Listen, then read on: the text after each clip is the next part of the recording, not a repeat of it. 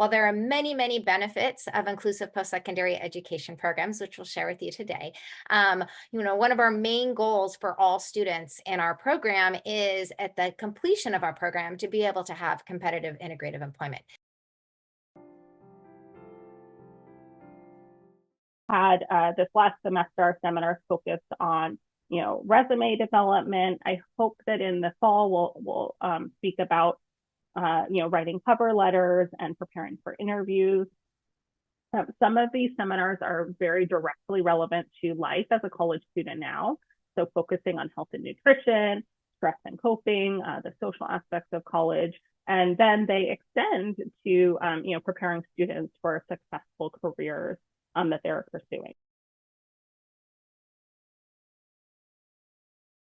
We are working, together collaboratively, trying to find ways to increase the number of these programs, and then also being able to increase the capacity, because we know that the number of students that we are able to admit right now, being a small pilot program, is not meeting the needs of those in our community.